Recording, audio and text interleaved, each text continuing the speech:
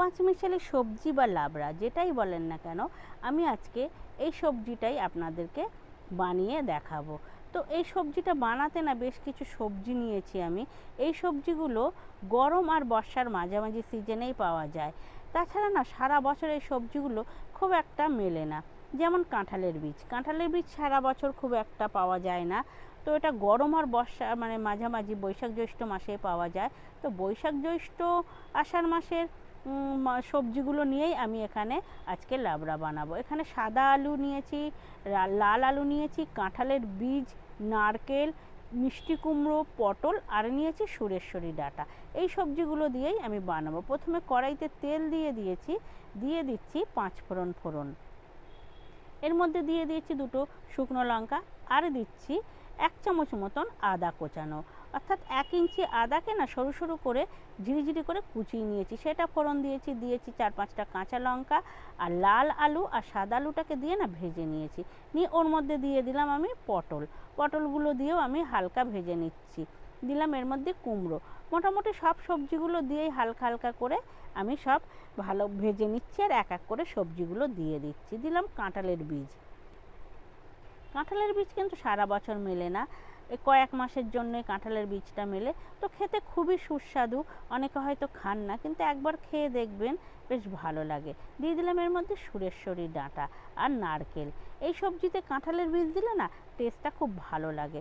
আর নারকেলও দিয়েছি, যেহেতু নিরামিষ সবজি তো এটা খেতে না খুব ভালো লাগবে। তো সেই জন্য আমি এই সবজিগুলোকে দিয়ে না খুব ভালো করে নাড়িয়ে নিচ্ছি। আর এই সময় গ্যাসের ফ্লেমটা কিন্তু আমি একদম কমে রেখে দিয়েছি। দিলাম এর মধ্যে পরিমাণ মতন লবণ, হলুদ আর মিষ্টিটা আমি একটু বেশিই দিলাম, যেহেতু এটা নিরামিষ তরকারি তো একটু মিষ্টি খেতে ভালো লাগে।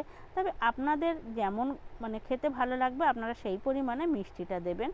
আর নুন ঝালটা একটু দেখে নেবেন। তো নিয়ে না আমি এই সময় একটু ঢাকা দিয়ে আমি কষাবো। গ্যাসের ফ্লেমটা কমিয়ে রেখে দিয়েছি, যেহেতু এই সবজিগুলোর মধ্যে না প্রচুর জল আছে। তো জল বেরোনোর জন্য আমি এটাকে গ্যাস কমিয়ে ঢাকা দিয়ে করছি। আর লবণ দেওয়া তো এর ভিতর থেকে জল ছেড়ে দেবে। দিলাম 1 চামচ লঙ্কার গুঁড়ো, দেখতেও ভালো লাগবে, টেস্টও হবে, খেতেও ভালো লাগবে। তো সব সবজিগুলো দিয়ে না আমি ঢাকা দিয়ে মিনিট 5-7 এইভাবে আমি একবার কিছুক্ষণ পর খুলে নাড়িয়ে নেব। তাহলে এর ভিতর থেকে যে জলটা আছে না এটা বেরিয়ে সবজিটা অর্ধেক সিদ্ধ হয়ে যাবে।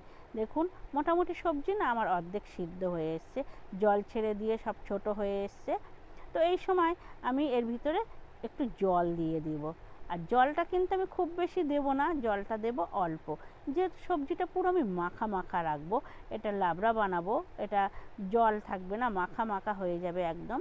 ওই জন্য আমি জলটা দেব এতটাই যে সবজিটা যেন ওই জলের পুরোপুরি সিদ্ধ হয়ে যায় সেই পরিমাণে।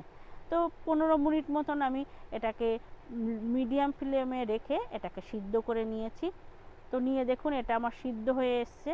তো এই সময় কি করব, আমি একটু জল আছে ঠিকই, এই সময় আমি এটাকে খুব ভালো করে নাড়িয়ে নেব। ভালো করে নাড়ালে কি হবে, সবজিগুলো না সিদ্ধ হয়ে গেছে, এবার গাগুলো ভেঙে যাবে নাড়ালে বারবার ভালো করে। আর সবজিগুলো বেশ মাখাও হয়ে যাবে। ভালো করে নাড়িয়ে নিয়েছি। নিয়ে এর মধ্যে দিচ্ছি আমি 1 চামচ ভাজা মশলা। এটা আমি জিরে, ধনে, মৌরি আর এলাচ, শুকনো লঙ্কা ভেজে আমি গুঁড়ো করে রেখেছি। নিরামিষ এই লাবড়াতে না ভাজা মশলা দিলে এর টেস্ট না দ্বিগুণ বাড়িয়ে দেয়। তো এইভাবে আমার এই সবজিটা রান্না করে নিলাম। দেখুন কত সুন্দর কালার এসছে। সবজিটা কিন্তু আমার পুরোপুরি তৈরি হয়ে গেছে। এবার এটাকে পরিবেশন করার পালা। তো এটা না ভাত, রুটি, পরোটা সবার সঙ্গেই ভালো লাগে। আর খিচুড়ির সঙ্গে তো তুলনা হবে না এই সবজি। আমাদের বাড়িতে নিরামিষ দিনে আমরা এই সবজিটা না করে খেতে পারি। আর পুজোর সময় তো পুজোর খিচুড়ি ভোগের সঙ্গে এই সবজিটার তো তুলনায় হয় না। তো বন্ধুরা আমার রান্নাটা কেমন হয়েছে কমেন্টে অবশ্যই জানাবেন আর একটা লাইক দেবেন।